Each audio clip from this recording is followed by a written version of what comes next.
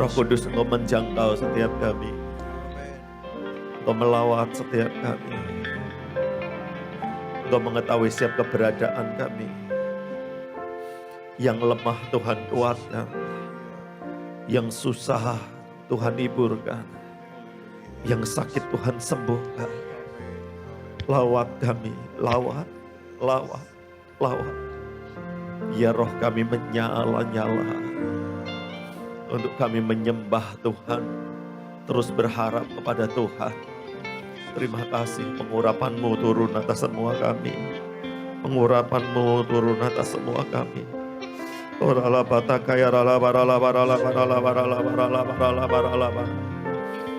Terima kasih Tuhan, berfirmanlah atas setiap kami pribadi lepas pribadi. Urapi hamba-Mu, basuh hamba-Mu dengan kuasa darah Yesus. Biar hamba-Mu boleh menjadi saluran berkat untuk umat-Mu di tempat ini. Terima kasih Tuhan, terima kasih.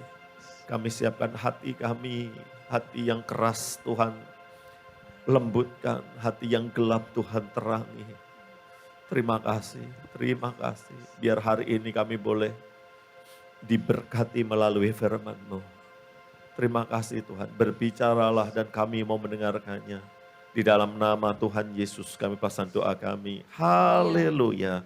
Mari kita semua yang siap mendengarkan firman Tuhan kita katakan. Amin. Tuhan Yesus memberkati.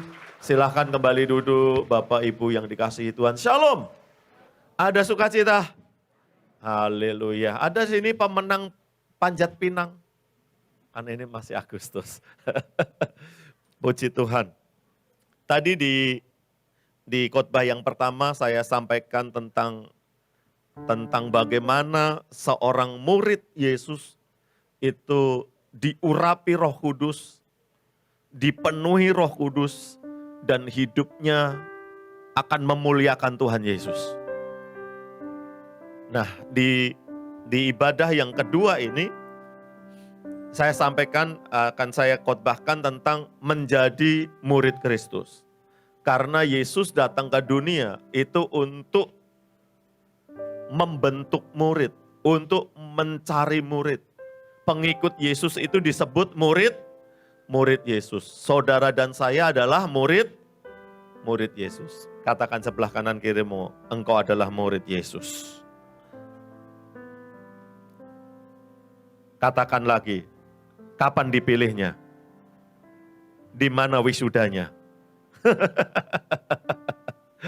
Kalau murid kan pasti di wisuda. Dan kapan dipilihnya? Kita buka ayat Alkitab kita, Yohanes 15 ayat 16. Kita baca bersama-sama. 1, 2, 3. Bukan kamu yang memilih aku, tetapi akulah yang memilih kamu. Dan aku telah menetapkan kamu supaya kamu pergi dan menghasilkan buah.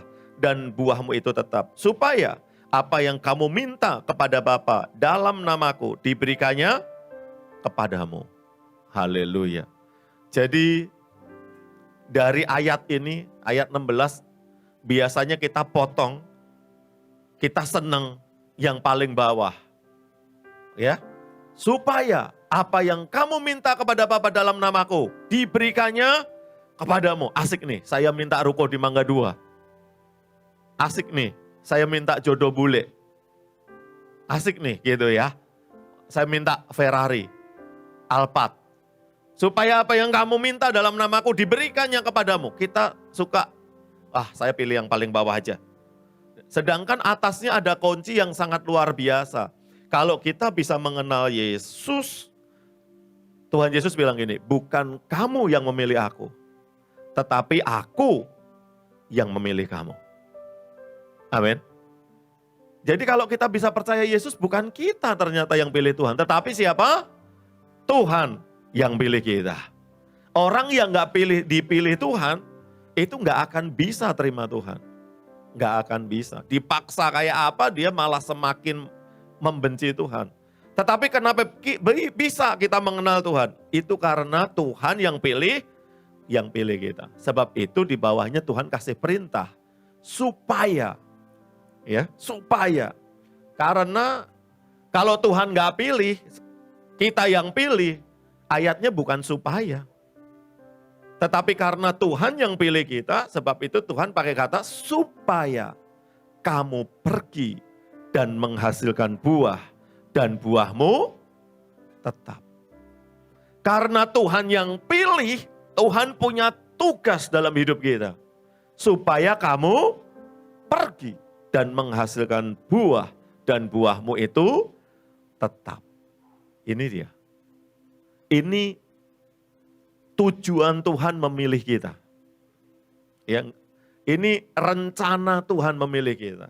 Supaya kita pergi dan menghasilkan buah dan buahnya itu tetap. Nah, untuk mengetahui kata aku yang memilih kamu, kita harus belajar ya mengenai kehidupan Tuhan Yesus. Konteks kenapa Tuhan Yesus ngomong begitu sama murid-muridnya. Slide pertama, akulah yang memilih kamu, ya. Slide selanjutnya, akulah yang memilih kamu.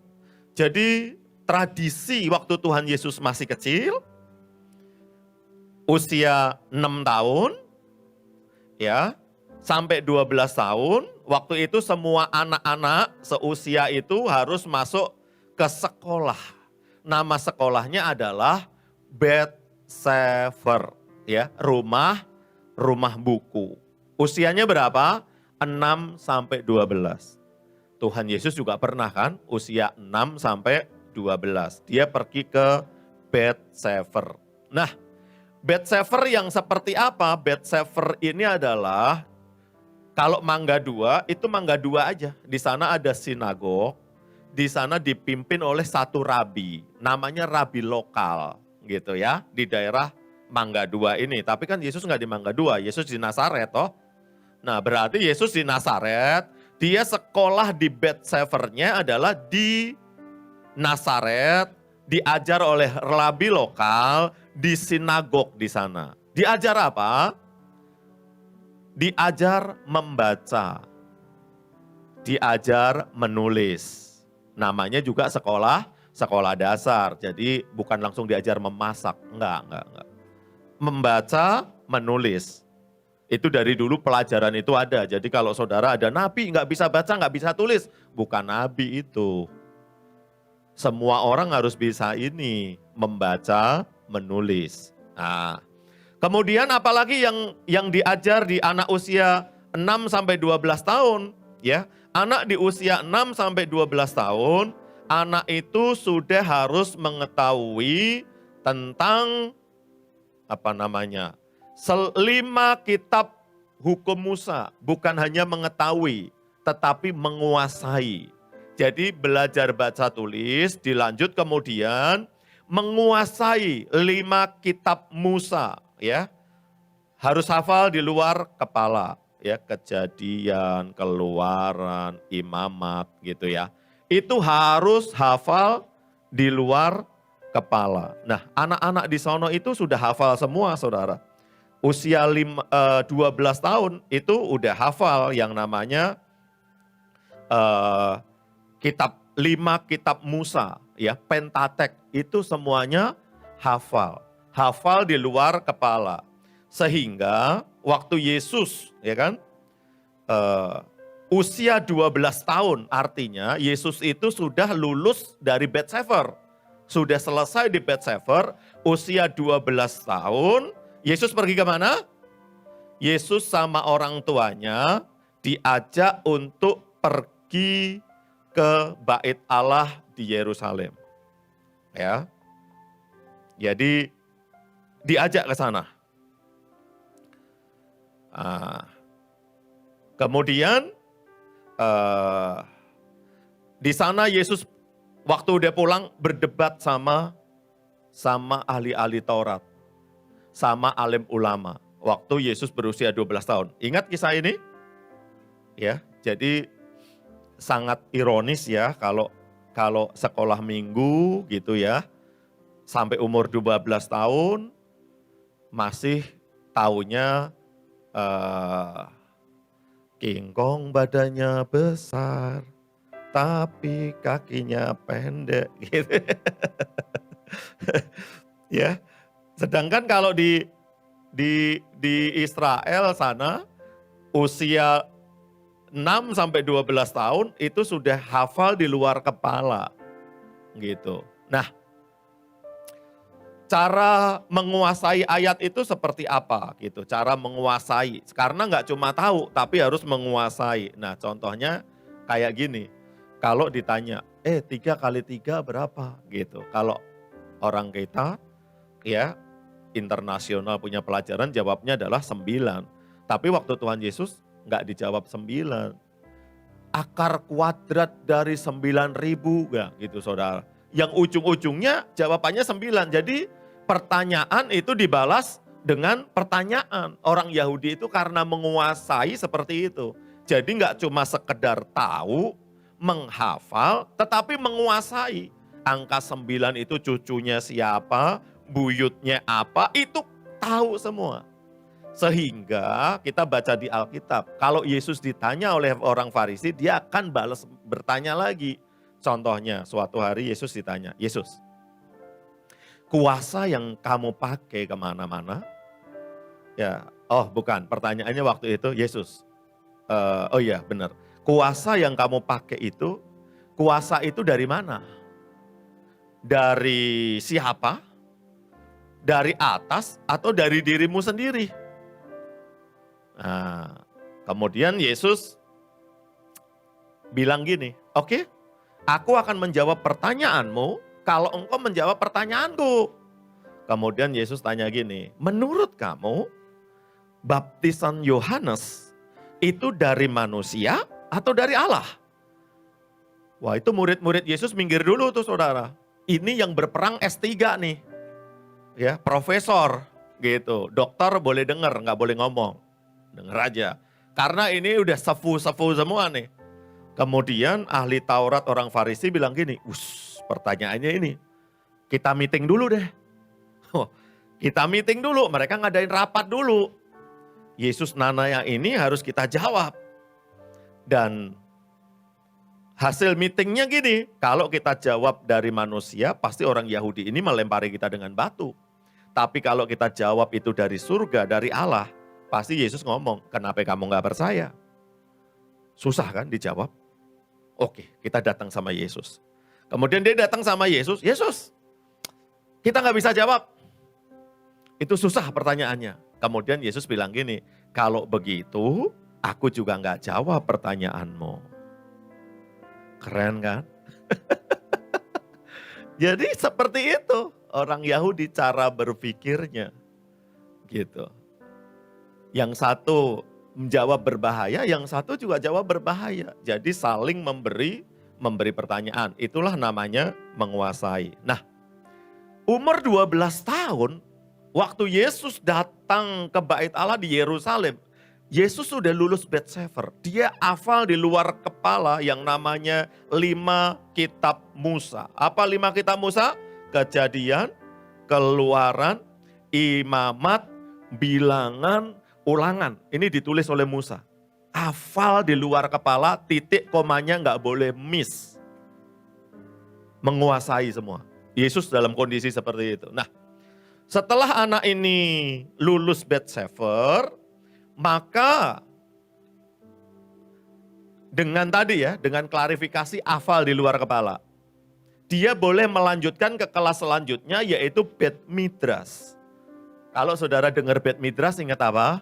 Madrasah, midras, madrasah. Nah, memang kata-kata gini banyak dipakai Arab jadinya kan.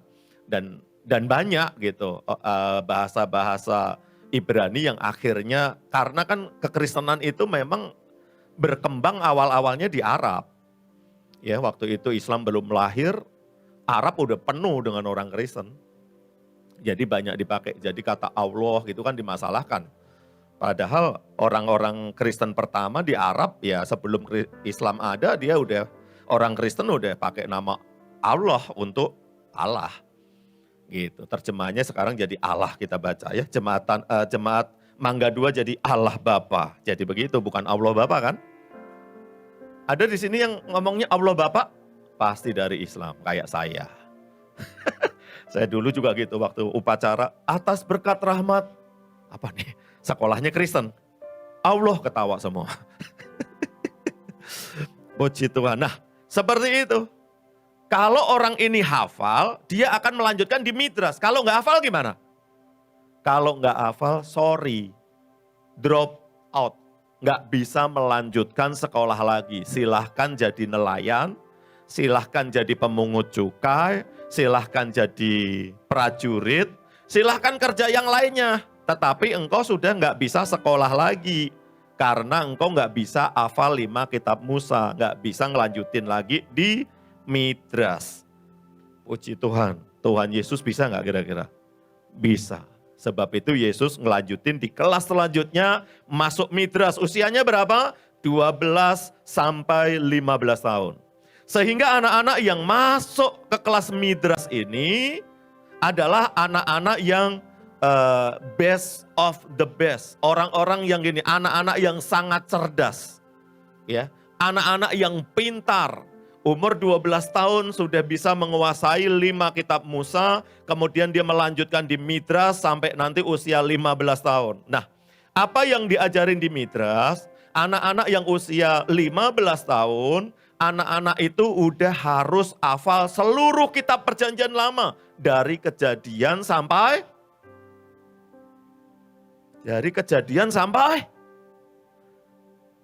kitab perjanjian lama. Dari kejadian sampai Maleaki. Seluruh kitab perjanjian lama, orang Yahudi di usia 15 tahun sudah harus bisa menghafal. Nggak bisa menghafal seluruh perjanjian lama, maka nggak bisa melanjutkan di kelas selanjutnya.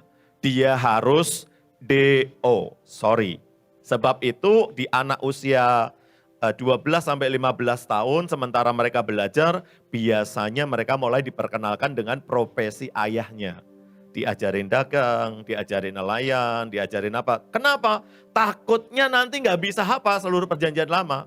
Titik dan komanya nggak boleh miss, harus sama persis. Nah di kelas ini murid-murid sudah diajarkan bagaimana cara menginterpretasi, menafsirkan ayat ini seperti apa. Orang Yahudi itu pintar menafsirkan, saudara. Dia pintar, karena dari kecil sudah dilatih untuk menafsirkan. Nah, di usia 15 tahun seperti itu. Nah, kalau dia cukup menguasai, cukup pintar, maka dia boleh melanjutkan di Bet Talmud. Dia boleh melanjutkan. Yang enggak gimana? Yang enggak, DO. Nah, saya enggak ngerti. Petrus, Yohanes, Yakobus, itu sampai di mana? Jangan-jangan dia di Bet Sefer udah DO, atau jangan-jangan di Bet Midras, kemudian DO. Karena untuk melanjutkan di Bet Talmud, itu selain pintar, juga dibutuhkan biaya yang besar. Ya, jadi orang tuanya mulai mikir, gitu. Nah, waktu anak-anak ini sudah berada di Bet Talmud mau masuk gitu ya. Udah lulus Bet Midras bagus gitu, hafal semuanya. Kemudian dia masuk di Bet Talmud, maka guru lokal sinagog di Nazaret gitu, kalau Tuhan Yesus gitu, dia memberikan rekomendasi dan ditanya, ya, kamu mau berguru sama rabi siapa di Yerusalem? Karena melanjutkan di Bet Talmud itu atas referensi daripada murid. Karena di sana sudah terkenal rabi yang jago siapa? Rabi yang terkenal siapa? Dan orang tua memilih rabi yang paling bagus. Nah sebab itu rabi lokal akan memberi surat kelulusan, anak ini menguasai ini dengan luar biasa. Dan silahkan rabi berkenan untuk menerima anak ini menjadi murid rabi selanjutnya. Jadi anak-anak yang diterima di Bet Talmud itu adalah anak-anak yang very best of the best. Ya, anak usia 15 tahun menguasai seluruh kitab perjanjian lama. Dia very of the best. Sangat cerdas sekali. Dan dia bisa melanjutkan di sekolah Bet Talmud. Ya. Usia berapa? Di Bet Talmud itu 15 sampai 30 tahun. Waktu Bapak Ibu Saudara dengar kata 30 tahun, pasti ingat Yesus memulai pelayanannya umur 30 tahun. Berarti Yesus lulus Bet Talmud. Enggak mungkin Yesus memulai pelayanannya 27 tahun, jigo tahun, itu sekolah belum lulus. Tetapi orang yang jadi rabi, dia lulusnya itu usia 30 tahun. Sebab itu Yesus mulai pelayanannya umur 30 tahun. Nah, di sini terjawab. Walaupun tidak tersurat, tetapi secara eksplisit kita lihat bahwa Yesus sekolah. Dari dasar dia sekolah sampai lulus di Bet Talmud, usia 30 tahun Yesus memulai pelayanannya. Nah, seorang yang mau ke Bet Talmud, dia datangin rabinya dan memperkenalkan diri dan mohon supaya saya diperkenankan menjadi murid daripada rabai. Tolong. Kemudian rabi itu akan membaca anak siapa, dari daerah mana, kemudian rabi itu akan mengetes. Nah, waktu dites itu namanya diremes, dites. Tesnya susah, saudara. Dia harus menguasai seluruh perjanjian lama, tafsirnya seperti apa, cocok enggak. Karena seorang rabi akan memilih anak yang sangat cerdas. Karena seorang murid yang dia terima akan membawa pengajaran rabi tersebut. Dan kalau murid itu cukup sangat cerdas akan mengangkat namanya. Ya, rabi yang menerimanya. Nah, seperti itu. Jadi rabi pun enggak sembarangan terima murid. Dites lagi, diremes lagi. Nah, Kemudian waktu rabi itu meremes dan dia mendapati satu murid yang sangat cerdas dan dia mau murid ini menjadi muridnya, maka seorang rabi itu akan berkata gini, "Lek akhari, datanglah kepadaku." Nah,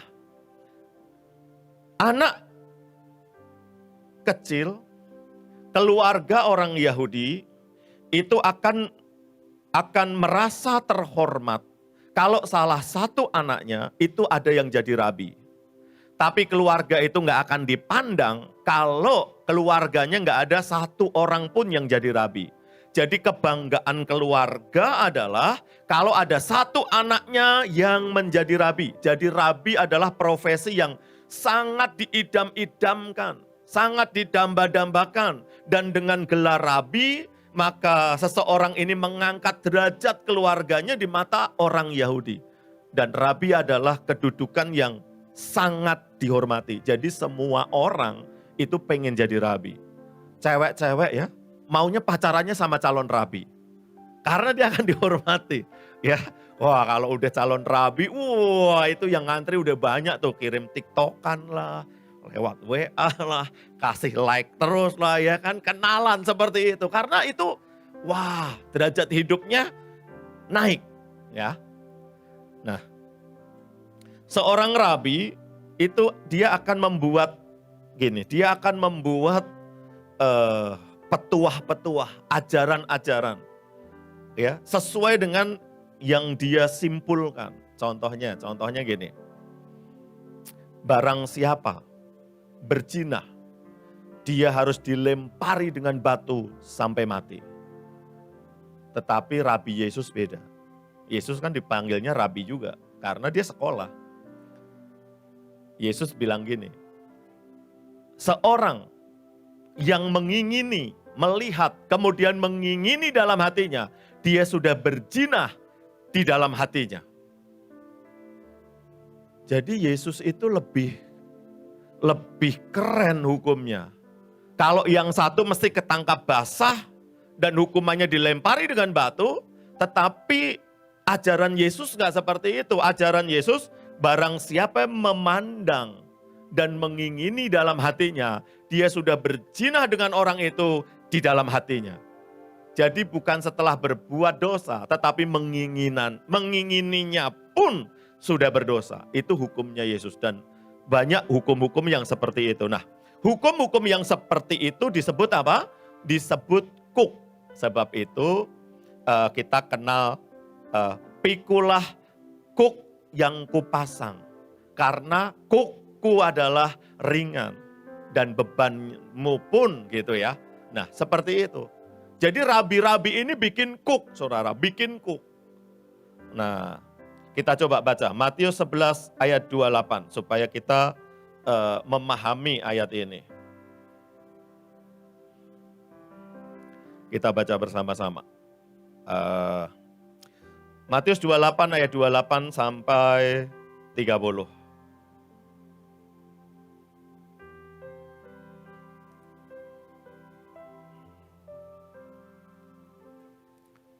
Sudah? Oh, lagi keluar ya.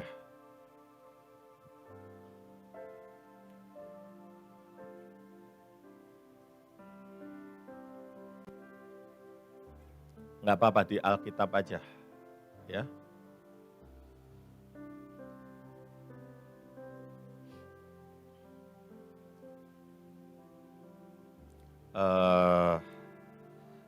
Oke, saya buka aja Matius 11 ayat 28 ya, ayat 28 sampai 30 saya akan bacakan. Atau kita semua yang punya handphone boleh buka. Marilah kepadaku semua yang letih lesu dan beban berat, aku akan memberi kelegaan kepadamu. Pikulah kuk yang kupasang dan belajarlah kepadaku, karena aku apa? Lemah lembut dan rendah hati, dan jiwamu akan mendapat ketenangan. Sebab kuk yang kupasang itu enak dan bebanku pun ringan. Ini orang yang mengikut Yesus seperti ini. Ya, jadi kuk mereka itu pikul kuk, saudara. Hukum Taurat itu pikul kuk. Kuknya berapa banyak hukumnya? 613. Penjabaran dari 10 perintah hukum Allah itu jadi 613 hukum. Dan mereka orang-orang Yahudi harus lakukan itu. Nggak boleh satu hukum pun miss. Karena gini, kita bisa melakukan 612 hukum. Tetapi satu hukum nggak bisa melakukan, itu semuanya gagal. Bisa nggak kita melakukan 613 hukum, semuanya nggak boleh luput satupun, nggak boleh meleset satupun. Sebab itu nggak mungkin, pasti meleset. Sebab itu Yesus bicara, karena itu datanglah kepadaku, karena kuku ringan. Apa yang diajarkan Yesus? Apa hukumnya Yesus? Hukumnya Yesus bilang gini, kasihilah Tuhan Allahmu dengan segenap hatimu, dan kasihilah sesamamu manusia, seperti engkau mengasihi dirimu sendiri. Dalam kedua hukum ini tergantung 613 hukum yang lain. Jadi kita cuma disuruh melakukan dua hukum. Kasihilah Tuhan Allahmu, dan kasihilah sesamamu manusia, seperti engkau mengasihi dirimu sendiri. Wow. Jadi kabar ini adalah kabar yang sangat menggembirakan. Kalau yang lain itu berat kuknya, tetapi yang ini nggak berat. Ya, yang ini nggak berat. Yang ini sangat-sangat ringan sekali. Nah, kemudian suatu waktu Yesus mencari muridnya. Dia datang ke pantai. Kemudian dia ketemu sama Petrus, sama saudaranya yang sedang membasuh jala. Kemudian Tuhan Yesus mendekati mereka di pantai, dan Tuhan Yesus bilang gini, Petrus, ikut aku. Kemudian Petrus melepaskan jalannya karena lagi ngelipet, lagi betulin, dan mengikut Yesus bersama dengan Yakobus. Ikut.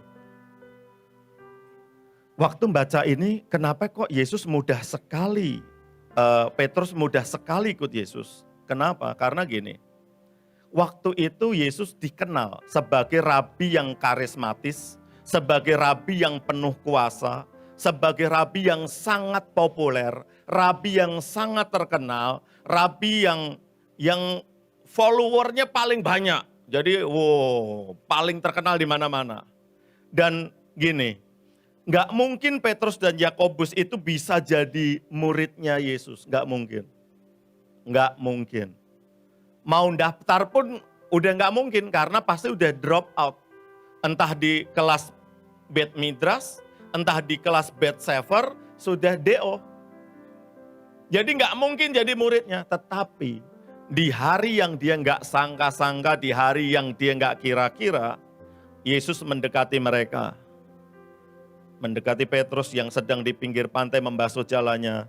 Dan Tuhan Yesus bilang gini, Petrus, Yakobus, lek akare, datanglah kepadaku. Waktu itu Petrus nggak cuma berdiri kemudian ngikut, tetapi Petrus itu tertegun. Dia ngeluarin air mata. Akhirnya ada rabi yang sangat terkenal, rabi yang mau menerima saya apa adanya. Harusnya saya yang datang kepada Yesus dengan segala syarat-syarat yang harus dipenuhi. Tetapi ini Yesus beda dengan rabi yang lain. Bukan saya yang datang kepada Yesus, tetapi Yesus yang mendatangi saya. Dan dia berkata, lek akari, datanglah kepadaku. Karena aku tahu engkau gak mampu, engkau sangat lemah, engkau membutuhkan pertolongan. Aku akan menjadikan engkau murid. Demikian juga Yesus memilih kita. Yesus memilih kita bukan karena kita hebat. Yesus memilih kita bukan karena perbuatan kita. Kenapa Yesus memilih kita? Yesus memilih kita karena Yesus tahu kita mampu melakukan tugas yang akan Tuhan berikan dalam hidup kita. Amin. Siapa kita? Pak, saya ibu rumah tangga. Pak, saya enggak pintar. Pak, saya sibuk. Pak, saya enggak bisa deh Pak. Justru orang-orang lemah, orang-orang yang enggak bisa, Yesus pilih. Yesus akan kasih Roh Kudusnya. Dan orang-orang yang merasa enggak bisa itu akan dipakai Tuhan luar biasa. Jadi kita dipakai Tuhan bukan karena kemampuan kita, bukan kesanggupan kita. Kita dipakai Tuhan karena apa? Karena kasih karunia-Nya dalam hidup kita. Haleluya. Ya. Jadi apa yang mau Yesus lakukan dalam hidup kita dan kita pasti bisa lakukan. Tadi slide yang nomor 2.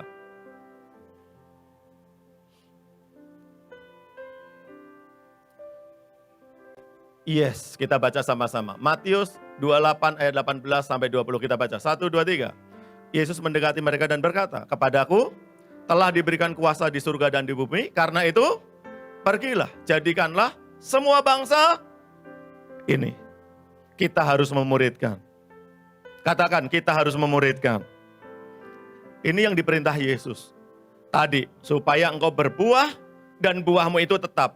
Ya, kalau dulu ikut Yesus masih pergi. Karena kota-kotanya saling jauh. Sekarang enggak. Sekarang dimanapun kita berada, apapun profesi kita, kita harus menjadikan orang-orang di sekitar kita murid Yesus. Itu tanggung jawab kita. Dan kita pasti bisa. Kenapa? Karena Tuhan yang pilih kita. Haleluya. Istri saya berteman sama orang yang belum percaya Tuhan. Dulunya wanita malam. Kasih nasihat, kasih nasihat, kasih nasihat. Sampai sekarang kalau butuh apa-apa, teleponnya istri saya. Minta nasihat. Itu memuridkan. Saya punya teman SMP, rambutnya panjang, saudara cowok. Badannya gede. Belum kenal Tuhan. Kalau ada apa-apa, telepon dan minta nasihat. Hidupnya jatuh bangun. sekarang lagi naik, lagi banyak kang tahu. Tetapi apa? Masalah nasihat ke kanan atau ke kiri, telepon saya. Kalau masalah begini bagaimana ya? Apa solusinya?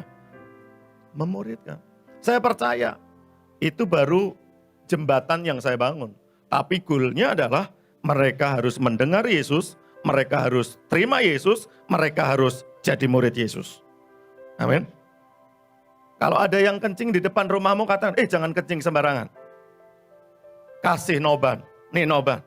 Nanti jangan kencing sini lagi ya, kencing pada tempatnya. Baik Pak. Lain kali dia kalau mau kencing pasti cari saudara. Pak saya mau kencing nih.